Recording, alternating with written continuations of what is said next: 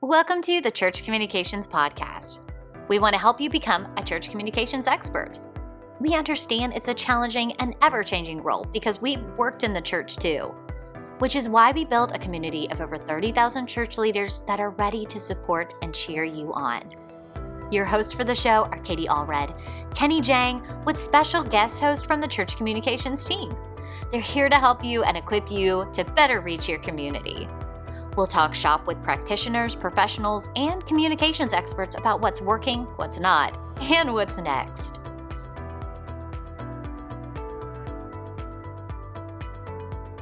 Hi, everybody. Kenny Jahng here with the Church Communications Podcast. I'm chiming in with a good friend, DJ Jahng. DJ, welcome to the show. Hey, thrilled to be here on the Church Communication Podcast, and great job to you and Katie for fostering such a valuable community on Facebook for church communication experts. Thank you. Now, for those of you who don't know who DJ's he's an expert. He's a thought leader that helps churches and nonprofits learn how to use the latest digital technologies. And he's also a brand ambassador for the .church domain name, which is part of the Identity Digital powered, domain names that are out there on the internet. Identity Digital offers hundreds of other domain names, but .church is one of them. And before we get to the conversation, DJ, let me just say a word of our sponsor, who is .church, right? .church is a top-level domain name that's used by tens of thousands of churches, like Canvas.church and Life.church, and these churches use a domain name like that to connect and engage with visitors online. And today we're going to talk about seriously, like the benefits and advantages of using a .church domain name. And I love this episode title that we came up with. Why so many churches are branding with .church. And that seems to be an increasing number. DJ, let's just start off right off the bat. I know that there's like thousands and thousands, if not tens of thousands of churches using .church today. Can you give us a sense of how many churches are using, or how many .church domain names are registered at this point? Yes, what I can say is that the internet, I've gotten to get a behind the scenes look at how the internet works over the past 7 years working with .bible and now .church. And it's quite a fascinating system that was engineered back in the 60s. And it's amazing how much has changed all of our lives now with smartphones and Uber and Airbnb and even Tesla with their computerized cars that are self-driving. These are very exciting times in terms of tech. And in terms of .church domain names, it was only launched 7 years ago, and it has over 30,000 domains registered. And if you think of the U.S., there's around 330,000 churches. So we're at that 10% tipping point. So it's a very exciting time to see how .church has been adopted by the church community. That's pretty amazing. And just to give, I guess, some relative size, I've worked with the UMC Church, which is the second largest denomination in the country. They have about 30,000 churches. So it is a huge number of churches, it seems like, that are using .church at this point, which I love. I love the fact that we've got this innovation, and you're seeing these new, we call them GTLDs, right? Why don't you just share with us what a GTLD, what's a TLD, and what's a GTLD? Let's just do a little bit of primer here.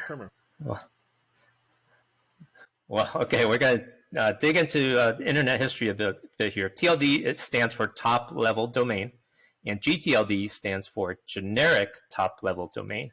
And so top level domain, the U.S. government back in the 60s created the internet with 7 legacy TLDs, top level domains. And TLD is very much just simply the ending, the dot extension at the end of your domain name.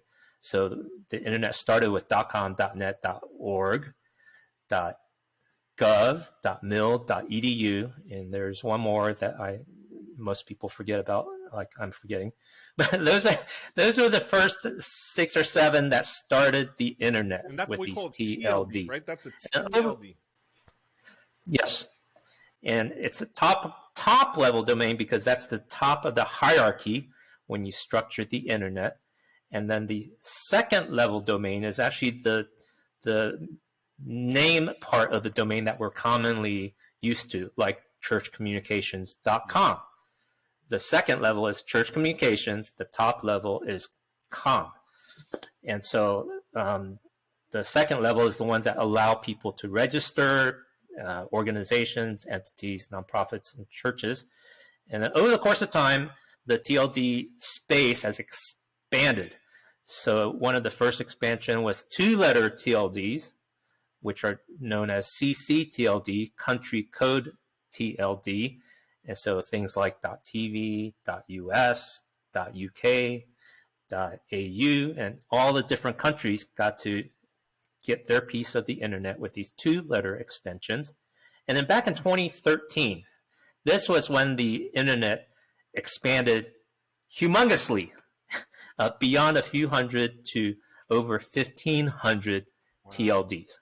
And that's when the Internet Corporation for Assigned Names and Number, which is the full name of the organization that runs the internet, ICANN, they opened the application process for anyone to apply for a TLD, a GTLD, generic top-level domain. And so all kinds of brands like .amazon and .google and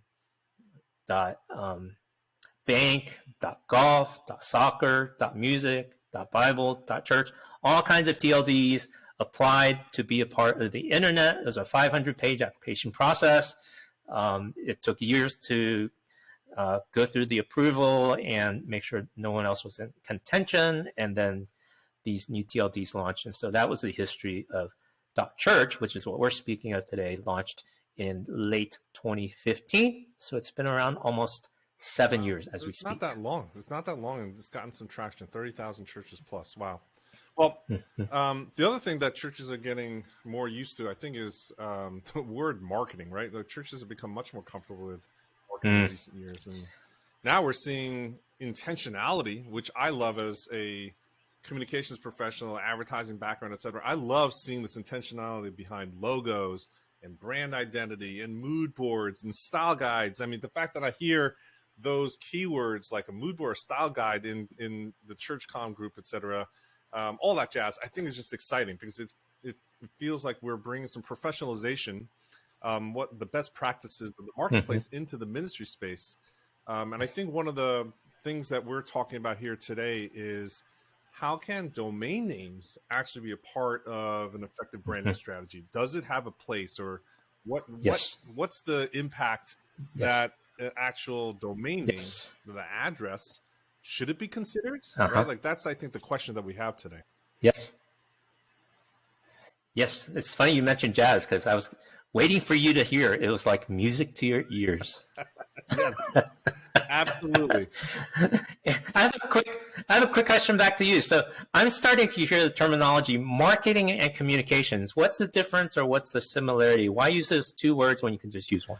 Yeah, so I think there's a lot of synonyms, tagline, and a one-liner, communication. So I think communications is an umbrella term, and our church communications group is that umbrella group. You've got a lot of other specialties, subgroup, et cetera, that might be interesting. But communications is that practice that encompasses all external, internal, focused on different subjects. And then there's branding, there's marketing, there's advertising. So there's different specialties. And I think as we march on in time, just like with domain names, there's going to be much more education and more best practices that are going to be contextualized, and you'll see much more specificity. I think right now, it's just, you're just happy that anyone's using any of those terms. It's kind of like a bingo card where you don't need a line. You just, as long as it just shows up on the bingo card, you're happy.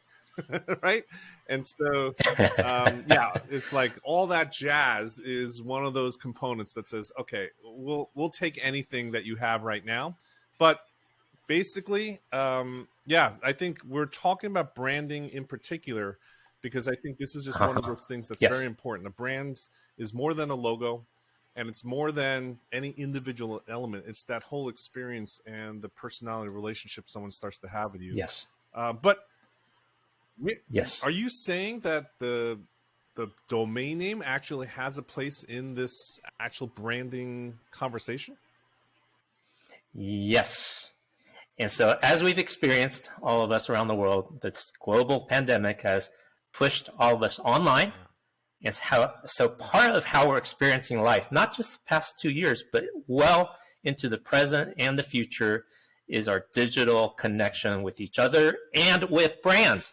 And so some of the biggest brands in the world are digital companies: Google, Facebook, Amazon, Microsoft. Well, you can name other ones: Instagram, Airbnb, Tesla, and so on. They're identified as synonymous with their .com as well. And so by having your brand name and your domain name, so in our case, your church name and your domain name being clearly synonymous and aligned, enhances and increases that brand experience. Plus, it's got the beauty of the call to action baked right in, so people can just go directly to interact with your brand without having to add another URL or tell them somewhere else to go to engage with you. I love it. Yeah, the brand. I think the brand is important. You're seeing a lot of companies start to use that, and if the marketplace is leading, the ministry definitely is a place that follows.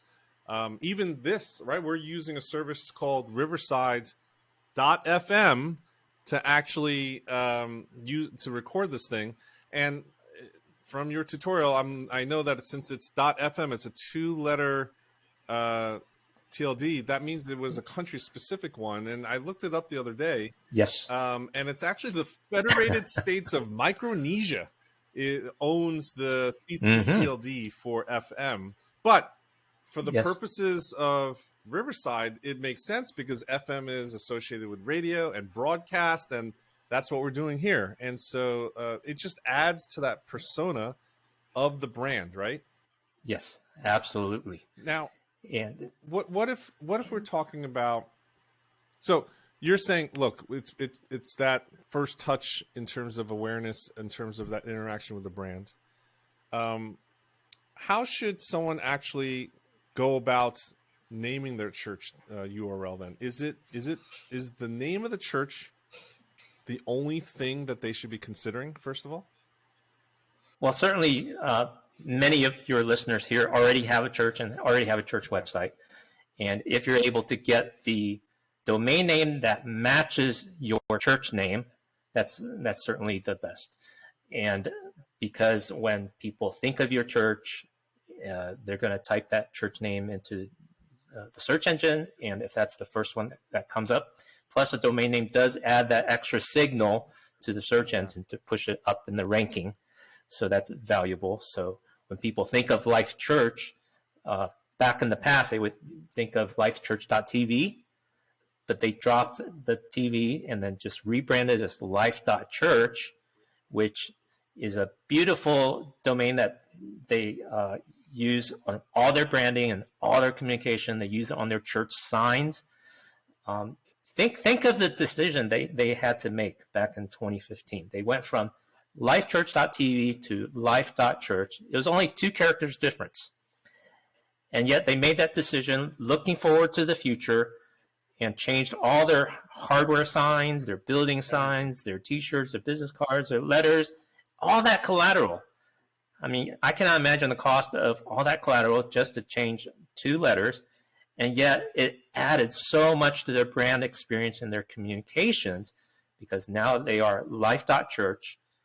People know them as life.church. It's not Life Church. That could be confused with something else, but it adds that period, that punctuation. Life.church is only one of a kind, unmistakable, and it also connotes, hey, we're part of the digital age, we're part of the future, we're not just holding on to the past and becoming irrelevant. Yeah, I think, and I love the fact that for them, it's not just signaling, oh, that .tv, what does that mean, broadcast, etc. That now it actually could mean both as they continue to expand their local footprints with local campuses.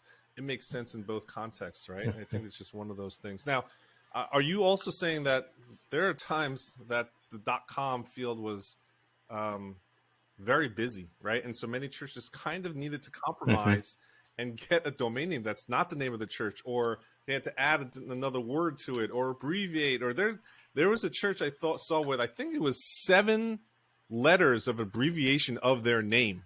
So it was just it was like alphabetsoup.com just to get the .com. Yeah. And I think the question is, especially from an SEO perspective, is it better than if they can get that because look, there's only how many .coms are there versus .churches. The chances are of finding something that's either exact name of your church or close to it, versus 5, 6, 7 random letters next to each other. Are you suggesting that is something they should consider too? Like if you are in one of those, I think there's a large number of churches that are, for lack of a better word, have a compromised .com URL, right? Or .net URL, right? There's churches with .net URLs out there. Yes. Should they immediately be thinking like, oh, this is actually one of the highest valuable things that they can do to change? Well, let me give you a little quiz, and then we'll dig into this. So, church communications. Let's use church communications and abbreviate it down to cc.com. Now, I know you don't own cc.com, and it would be so awesome if you did, because the shortest domain names are the most valuable and easiest to type. But take a guess. What is cc.com? cc.com. Whose website is that? I don't know. It's not church communications. No, We've established that. But no, it's not. And I think it's like, it's got to be someone big, because like if it's a 2-letter domain name, that's an expensive domain name. But like I have no idea who CC. It must be some corporation. Well, I guess you haven't visited in a while. Many of us haven't, unless we are comedy aficionados, because cc.com is the home of Comedy Central. Ah, okay. Got it. How? Never would have known from cc.com if I'm not familiar with the brand. I mean, today you're just scrolling and clicking away, and your things are presented to you. So yeah, sure. That was a guess. Okay. But .com, all .com says is it's a commercial entity or a company, and over the course of time, because it's been one of the oldest TLDs, it's become just generic for any website. So all it does is tell you it's a website, and you're going to take that risk, and that's going to create a little bit of hesitation for people that we don't know we're going to get when we go there. Could it be a phishing site or something else? So any hesitancy is not good when it comes to digital response time. And so cc.com, Comedy Central is the website. Okay, cc.org.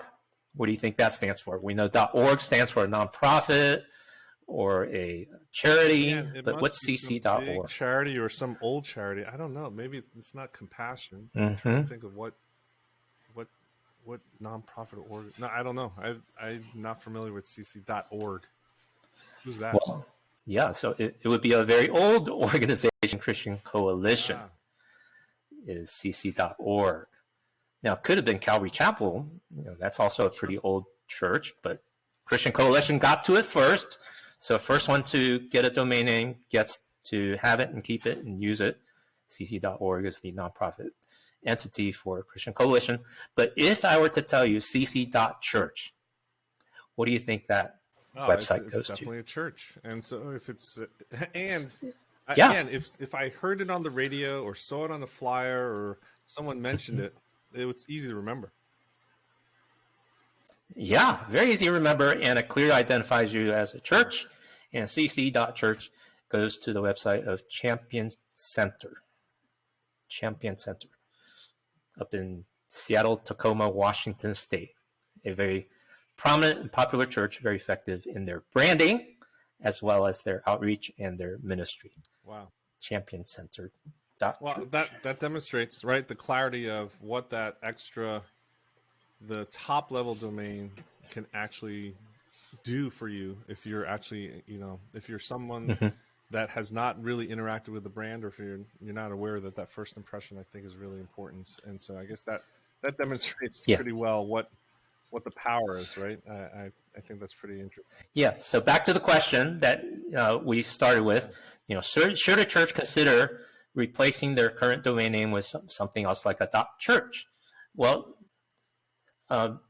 most churches that are listening to this podcast already have a domain name. So we're going to speak to two audiences: those that don't have those that already do have a domain name and those that are church plants that are starting out and need to find a domain name. So for the majority that already have a church domain name, there are times in your church life when you consider rebranding and upgrading your logo and design, right?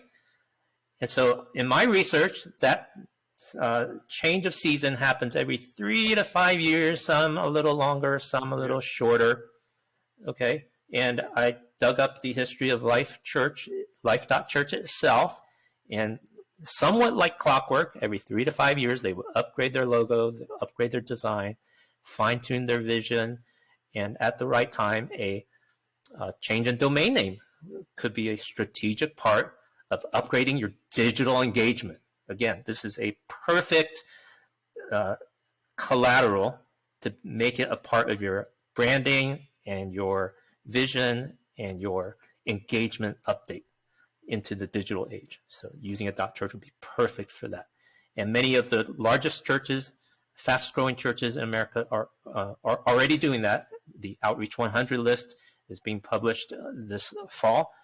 And already 35% of those churches have their .church domains, either using it actively or using it as a redirect.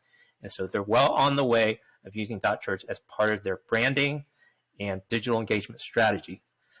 Perfect opportunity. And there's a good chance that you can get something that's close, if not the actual name of your it's definitely church. It's definitely worth checking out. Now, the other reason I think that people pick up domain names is what we call defensive registrations. So maybe if you can share a little bit about that, I think that would be interesting for people to hear about too. Yes. So when churches are getting domain names, no longer do you just get one, especially when your church has begun growing beyond the average size of 100. Then you need to be thinking about defensive domain names so that the bad actors, the hackers, the phishers, don't grab a similar domain name and misuse it and abuse it with obscene content, with stealing your credit card or passwords, and just terrible things that people do on the internet with a typo.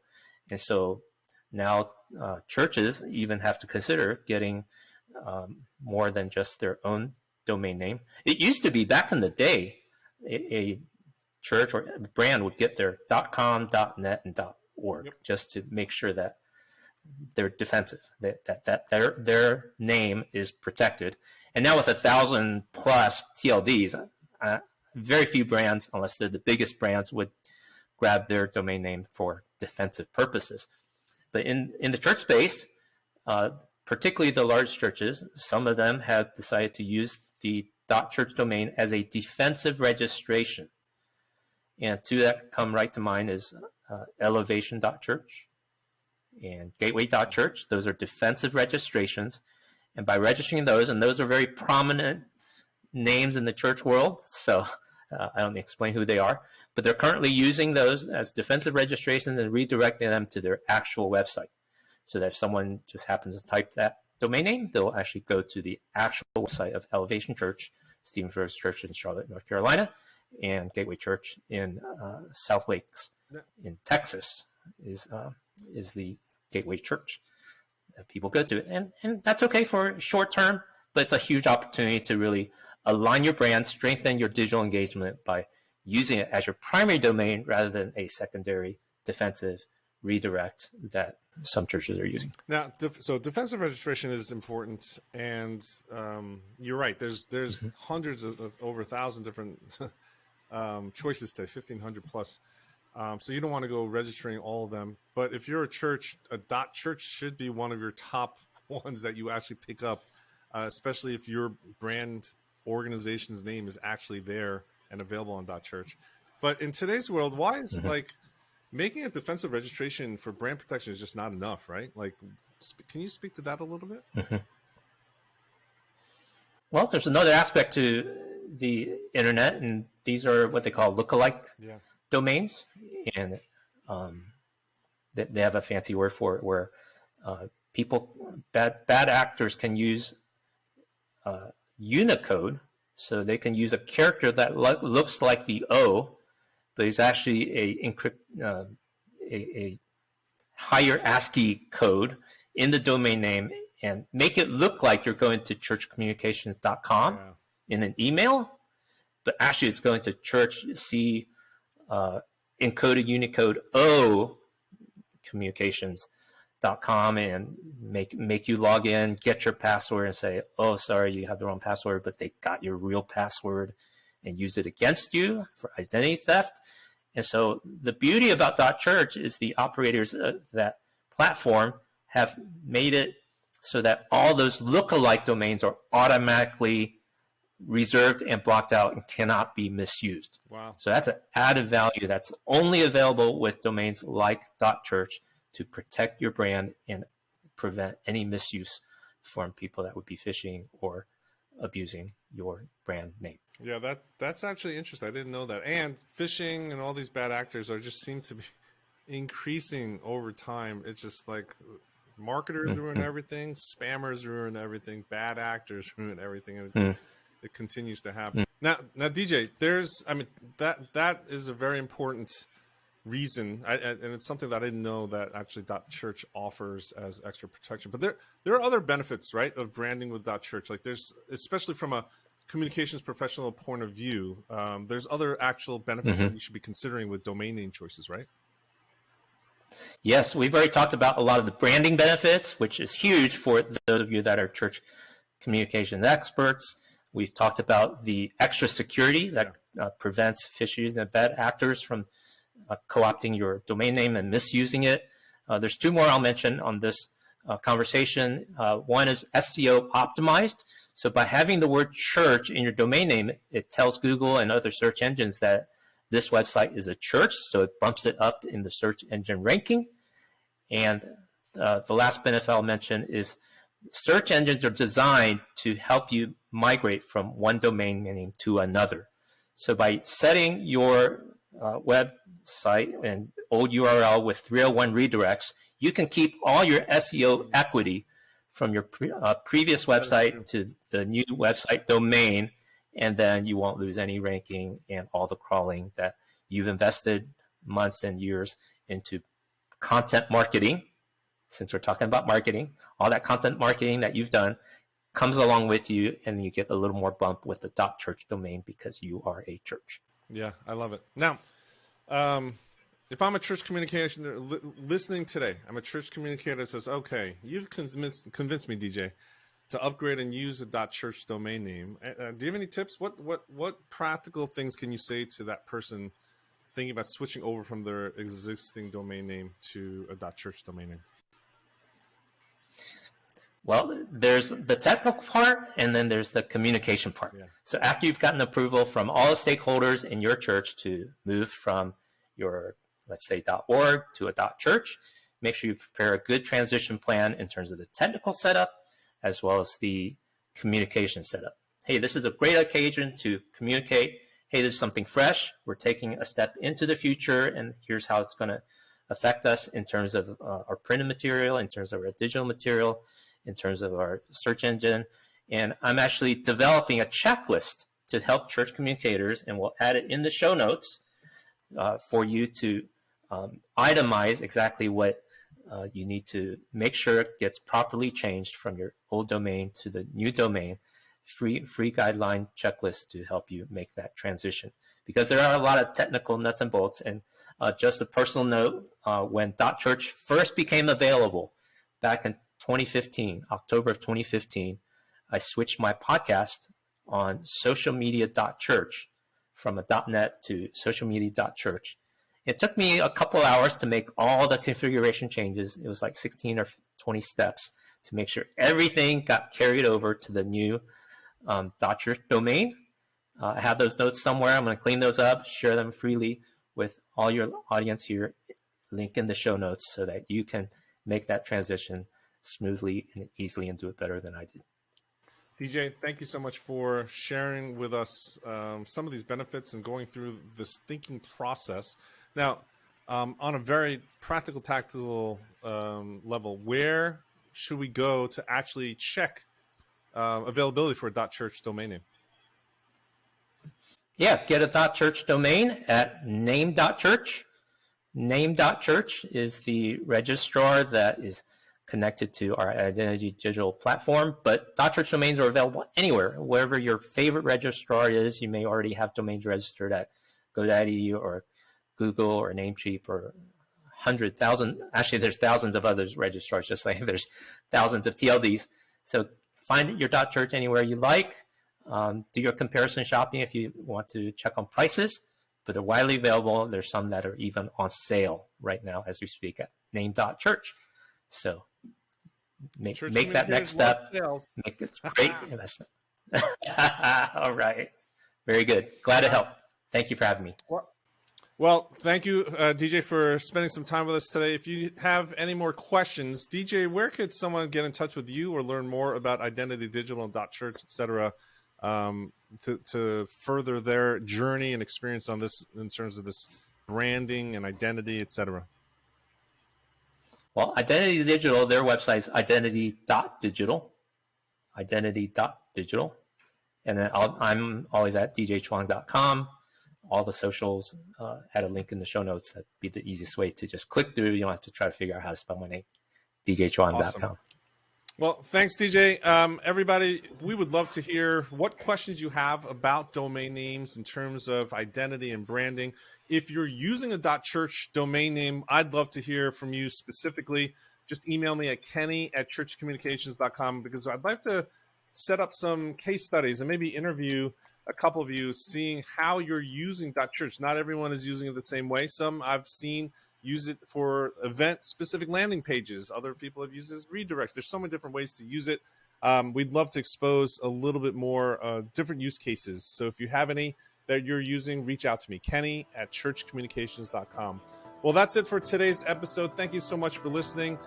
Check back here often for updates and the next episode here between me and Katie on the Church Communications Podcast. Thanks for joining us for this episode of the Church Communications Podcast. If you want to learn more, join over 30,000 church leaders in our Facebook group at churchcommunications.com/group. If you liked today's episode, be sure to subscribe and leave a review. It's the most impactful way you can help us reach more church leaders and equip them to better communicate for the church. Finally, don't forget to check out our website at churchcommunications.com. Thanks for listening.